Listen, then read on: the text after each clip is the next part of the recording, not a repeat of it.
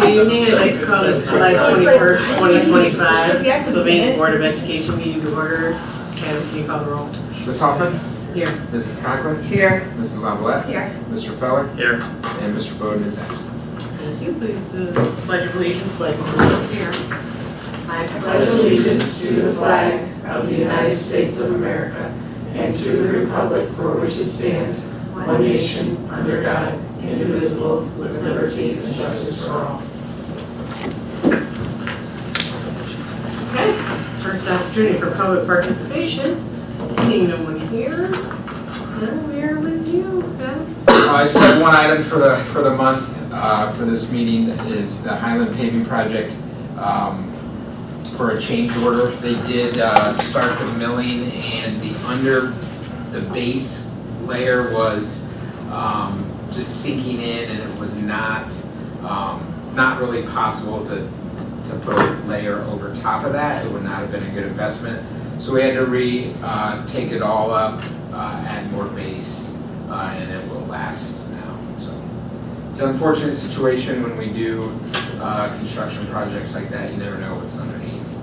So we had Ray and Chris have been working with the contractors and verified it. We got videos sent. Just unfortunate, but we got to protect our assets and make it happen. Yeah, I'll move approval. Second. Comments, questions? Did we get everything figured out with the golf? Yes. Yeah. Yeah. So they're gonna be able to use it. Mhm. Okay. They're just gonna use it on the rocky pavement, so it won't be completed, they'll just be using it. Correct. And they'll pave it after the golf tournament. How long had the previous paving been in place?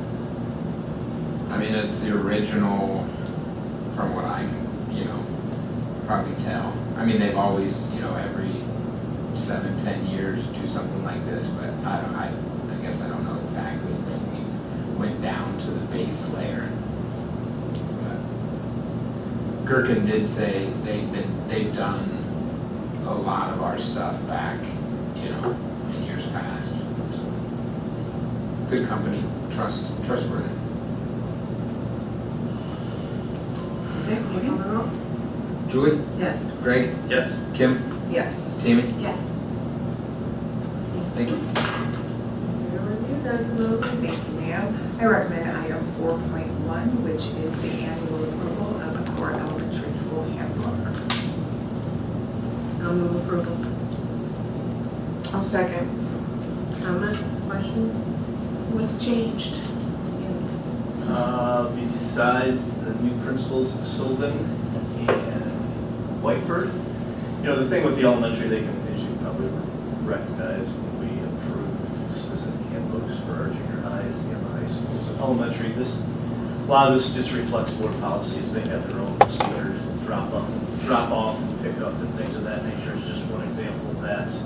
We don't board approve, just communication with parents. So not a ton has changed, besides just the updates to the principal's names.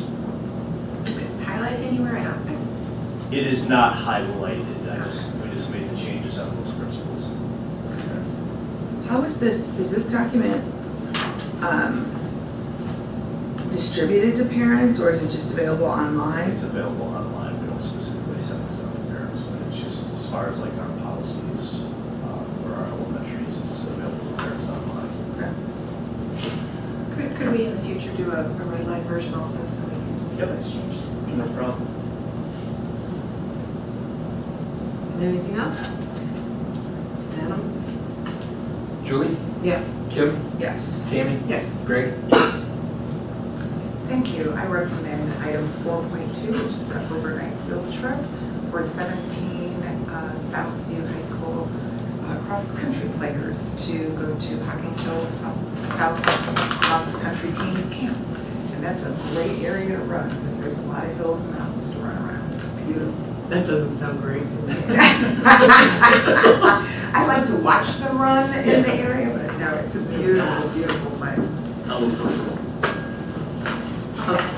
Any comments or questions? Question, it says additional information is included with each board member's agenda. What does that mean? That's usually the thing where it says, here's who's going, here's double context, it's not on mine either. Okay. I was wondering if that was because I wasn't logged in properly. You know, Yes. I'm probably, I don't have any. I believe the way that's been handled in the past, correct me if I'm wrong, Tim, you can click on the link from the agenda and it shows the actual overnight trip request sheet. So usually what it is it's down here. It's an There's a executive. document It's It's an an executive. Yeah, we don't, It we're should not be getting it. executive. None of Are us you have logged it. in Yeah, and you don't get it as executive? we usually do, it's not Yeah. on this one, it's only. That's why I asked. I was like, is there something? Yeah, I thought maybe I wasn't logged in right. That's right, I can click on See, that's what it looks like on ours, but we don't See, have. I'm logged in too, but I don't see it on my executive. Yeah, so it I just logged must in and I be, do, so there must be some update or something in the software. Oh, look. for you, it. or, There's an error process. well, we don't even have it, I mean, I have a little. You don't I just got mine Display or pulled up. the- I just re-logged in. Mine's here. Oh, so you logged Yep. in, and it was there? I logged in, I logged out and logged back in. Okay. Alright, well, you know, I'm So, good anyway. I answered my question. Thank you. Okay. Did you already call the roll? No. Go ahead. Greg, Yes. Tammy, Yes. Kim, Yes. Julie, Yes. Thank you. I recommend item 4.3, which is a service agreement for New Direction Solutions, the Procure Therapy Long-Term Psychologist, School Psychologist subcontractor for the school year. I'll move for approval. I'll second. Any comments or questions? Doing the same thing. Okay. Kim, Yep.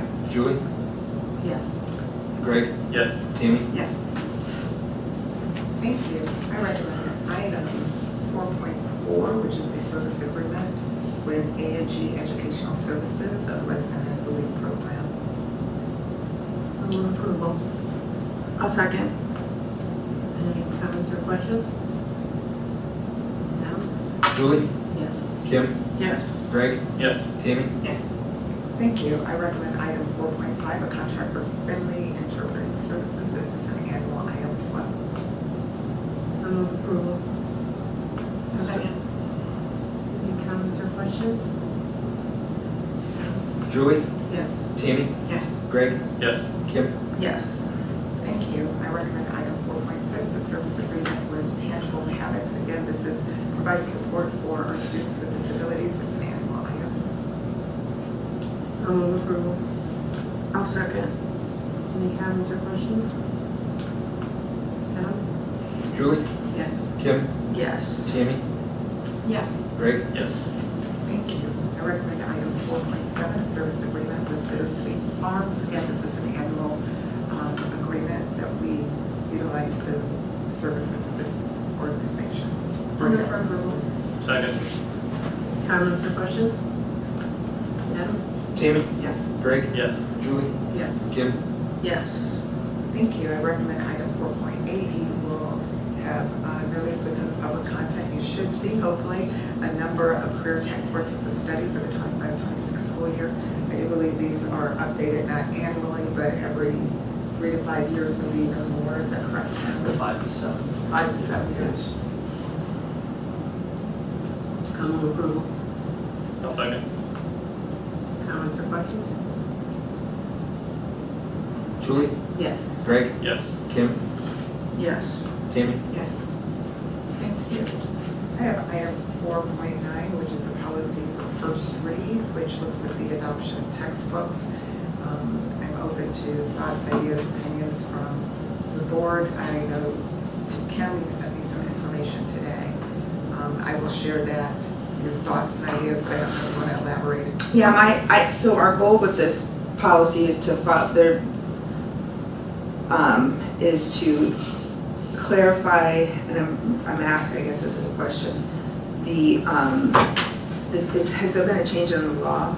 Or, okay, we just want to, because there is one of the statutes that cited says that we are responsible for, this policy says textbooks, but we're adding reading list, instructional materials, and academic curriculum to And this, that's right? what OAC says. I think the previous policy did not outline the Right. direct quote from OAC, so I put it in there so there was clarification because there was Yeah. some discussion, or I should say concern from SEA members that we, as a board, do not approve reading lists, but in the Ohio Revised Code, it specifically says reading lists. So when you say OIC, did you mean ORC?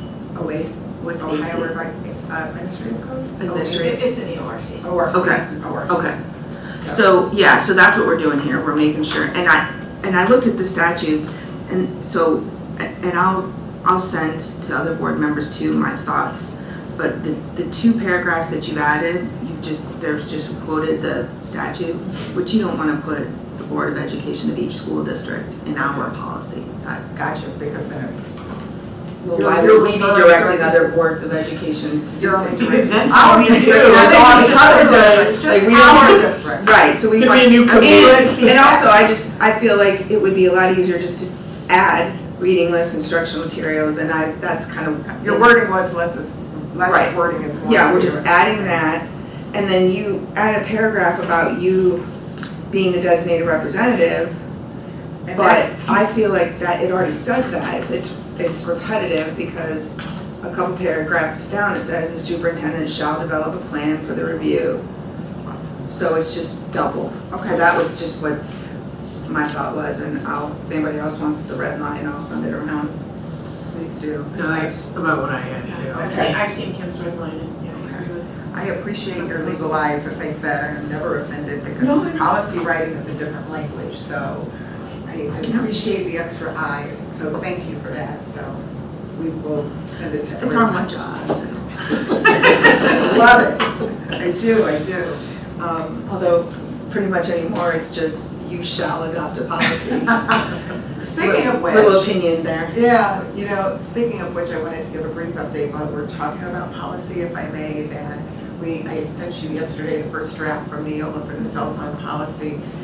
Tim has been in contact, reached out to Amy Nanizak today because there seems to be a conflict in what our options are being, as options that we have would really be no different from what we're doing now currently, but also in the communication from our policy folks, they even have it as it doesn't go, a policy needs to be adopted by January, and we've been informed that the policy needs to be adopted by September 1st. I, Amy said it, and then I don't have it. for the, is it for the cell phone policy. I thought that the legislation's of January That's 1st. on two. Yeah. So we were told The it was, bill we received January 1 was struck through, it was changed to September 1. Really? And I confirmed that with Amy on Thursday. I That's- said, hey, just want to make sure we're accurate with this because it's a January 1 or September 1, she confirmed it was September 1. So that changed. there was a strikeout. There was a handful of strike-throughs on that original bill, and that was one of them. So where do we stand on what the instructional day is? That seems to be confusing. Well, that's another conversation because the bill, how I initially, or we, I'll say, We. interpreted it was the instructional day was from the first bell of the day to the last bell of the day. We were having conversations with our building principals along with other districts. You look at TPS and Rossford, they have yonder bags, which that's where they're going in during that instructional time. We weren't going to go that route. I know Dr. Motley shared that in soup notes. But we took it as how we wanted to look at it. Are they going to be often out of sight? Are they going to be often in a locker? We were leaning towards often in the locker, and I think that's where Dr. Motley was going with her update. But then when we received the policy from Neola Yesterday. Dr. Motley shared it with me where it says the instructional day doesn't include in between classes and lunches, which would be consistent to With what we do now. we do now with our high schools where students are allowed to use them. So trying to get some clarification based on the policy information we received versus what the law states. So I sent that email this morning to Amy, haven't heard back So on are- specifics on that. So are you saying it's possible that the policy we currently have meets the law? Possibly. I know Dr. Venz was in communication with a lot of area principals, high school principals on what they were doing, because their policies were similar to ours. And a large amount were taking it as a law, is they're off and out of sight, however we decide to do that, from the start of the school day, which is the first bell, to the end of the last period, which is the last bell. But then he received some more feedback today based on this policy that came out yesterday. Like, well, wait a minute, we kind of have to rethink this if that's not what the law technically represents. So we need to get specifics on that. How I read it, it says cell phones, specifically states cell phones are not in use during the school day. It's how I interpret it. That's just my personal opinion of it. But we can get I more don't know how you specific interpret it on any that. other way. Well, I was don't pretty either. surprised when I Right. saw the draft policy. Yeah, we all were. And I know Dr. Mountain texted me yesterday, I'm like, this is contradicting what. That's what we do now. Yeah, I'm sure that was the intent of the law. I agree. That's what I would guess. Words matter. Well, yeah, but if it was, I mean, it would seem to me that if they use the word instructional time, Instructional day. instructional day, I think Yeah, it's it's day. specifically. It says day, Yeah. Which is different than instructional time. correct, because that would be, you would be able to have it in the hallways or during lunch or any other time this instruction isn't occurring, but the instructional day is before the bell, Yeah. end of the bell. Yeah, I was really surprised when I saw that draft. and will you resend that to me? I Sure. saw it come through and I glanced at it and Absolutely. now I'm not, I must have deleted it or I don't know what I did with it. I will certainly do Because that. it's not here. Yeah, I've got it up right here. It says prohibit all cellular telephone use by students during the instructional day, except as described in Division C2, that's for Does the 4 statute- IEP students. Do we know it, does it define instructional day anywhere? Sometimes there's a definition section. I guess As we'll the wait. top, it explains electronic communication device, Wow. which it doesn't even refer to that. It says cellular telephones farther down in school, school buildings, school grounds. It doesn't say. Right, that's a new acronym that we're not using, by the way,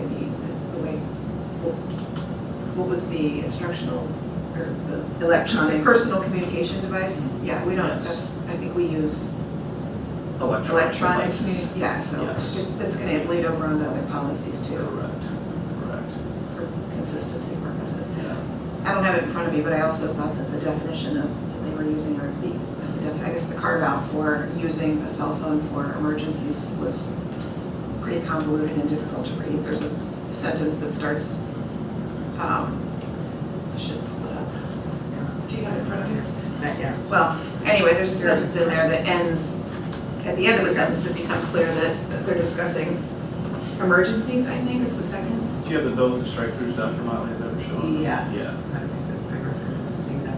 Yeah. Additionally, students may use cell phones to contact parents/guardians during the school day, depending upon the exigencies of the situation, the location of the students, and the location of the PCD during an active threat or emergency. I just feel like that needs to be rephrased so that it's clear in the beginning that we're talking about a threat or emergency, and it's just a confusing sentence. Very So I just pulled up a quote from a senator who says instructional day means the time between the first bell in the morning until the final bell at the end of the day. That's the way we. Now, interpret it. this is a senator giving a quote to the Columbus Dispatch, whether it's in the statute like that. It's just what the senator believes. Right. Yeah. It seems logical. So this, in the next sentence, we'll probably find some school districts have a different view of what the instructional day means. So good luck. Well, and like we said, the policy blurs that quite a bit based on the examples of the policy. So, Thanks, Columbus. yeah. Okay. Yeah. You're right. So I just wanted to give an update, Ken, I'm sending that to you now. Yeah, thanks. You can send it to me too, 'cause I can't find it.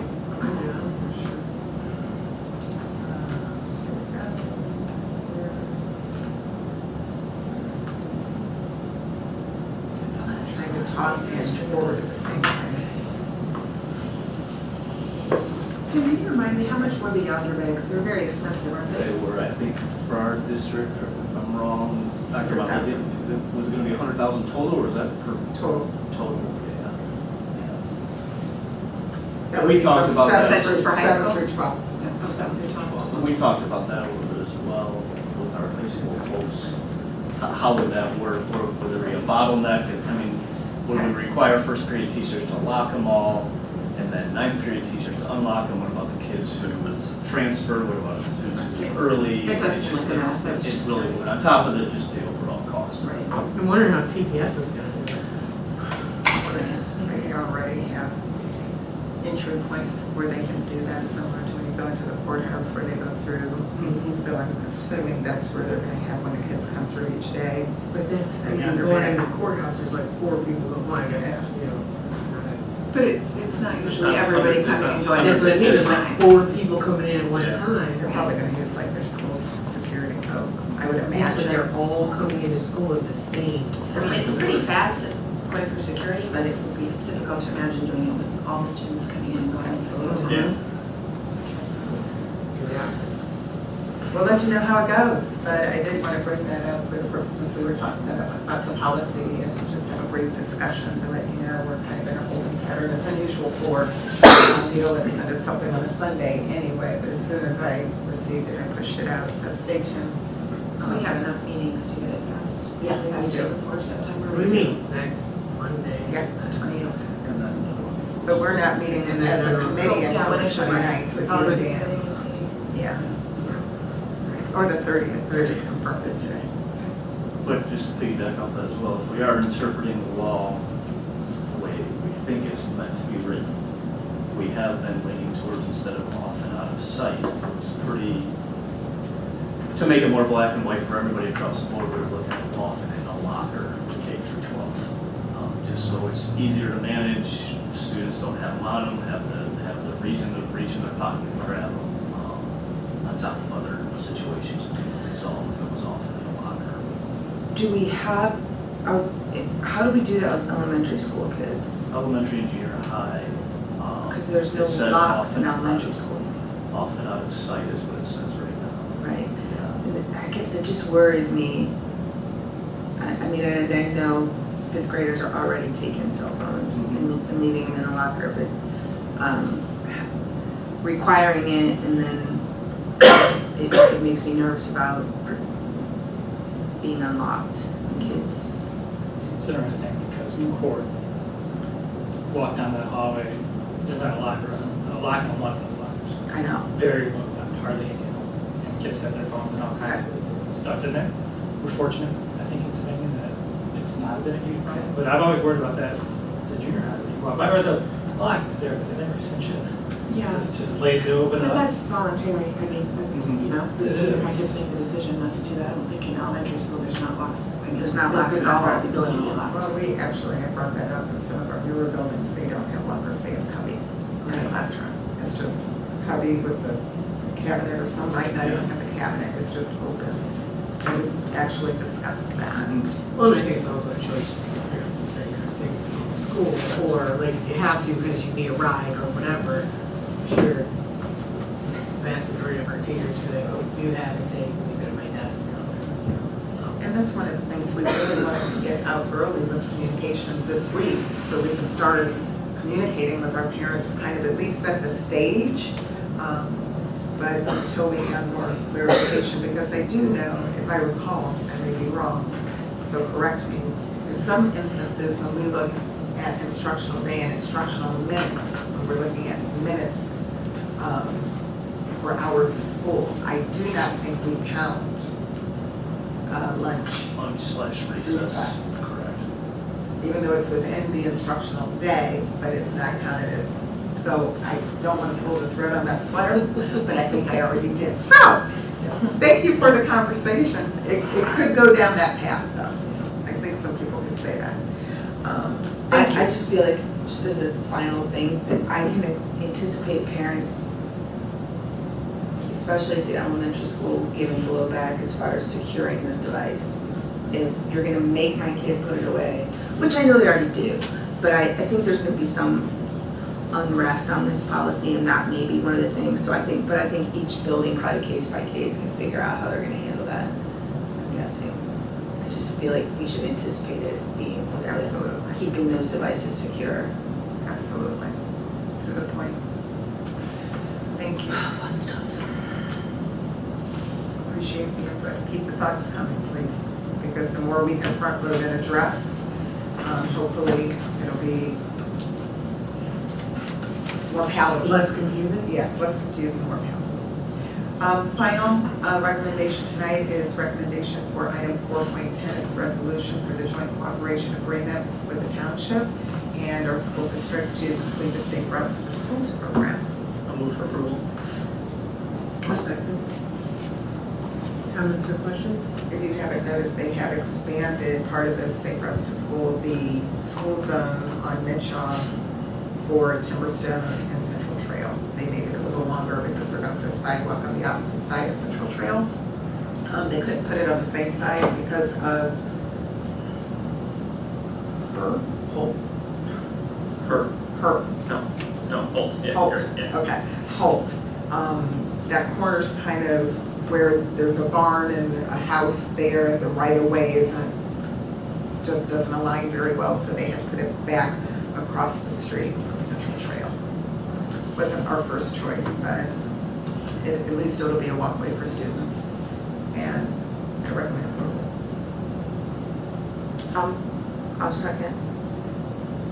We've already done. Okay, I threw you off. I'm You sorry. did, I totally threw you off. Me too, I was like, huh? Did I? Okay. You Okay. did. Greg? Yes. Julie? Yes. Kim? Yes. Who's the one? Tammy? I'm just playing. All All right, thank you. Thank you, we are with you. Thank you. I will recommend items 5.1 through 5.7 on a consent agenda basis. 5.1 are licensed new teachers. 5.2 are licensed to return from reduction in force. They're coming off the recall list. 5.3 is a change in teaching assignment for the 25-26 school year. 5.4, licensed resignations. 5.5 is a license to unpaid leave of absence. 5.6 is for our Aspire Able staff here in the annex, and 5.7 is licensed active.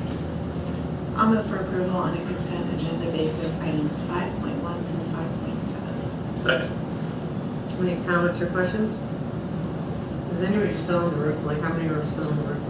There's a few that are been reduced, so some of those special area elementary people are on there. They're working. Their positions have been reduced. We still have the media center specialists and probably 3 elementary teachers still on the list. They're on for 4 years for a recall. If they pass up an opportunity, they are on for 1 additional year. We see some of them are actually landing in other places, so that's about the total number that's on there now. Adam? Tammy? Yes. Greg? Yes. Kim? Yes. Julie? Yes. Thank you. I will recommend items 6.1 through 6.5 on a consent agenda basis. 6.1 are classified new hires. 6.2 is a classified retirement. 6.3, classified resignation. 6.4, classified termination. 6.5 are classified personnel changes. I'll move for approval on a consent agenda basis, items 6.1 to 6.5. I'll second. Give it to David. Sure, I did too. Any comments or questions? Adam? Greg? Yes. Tammy? Yes. Julie? Yes. Kim? Yes. Thank you. I'll recommend items 7.1 through 7.4 on a consent agenda basis. 7.1 are supplemental positions for the 24-25 school year. 7.2, non-teaching pupil activity contracts for 25-26. 7.3 are athletic volunteers for 25-26. And 7.4 is a resignation for 25-26 school year. I'll move for approval on a consent agenda basis, items 7.1 to 7.4. I'll second. Any comments or questions? Adam? Greg? Yes. Julie? Yes. Kim? Yes. Tammy? Yes. Thank you. Okay, second opportunity for public participation. Seeing none, I will move we adjourn.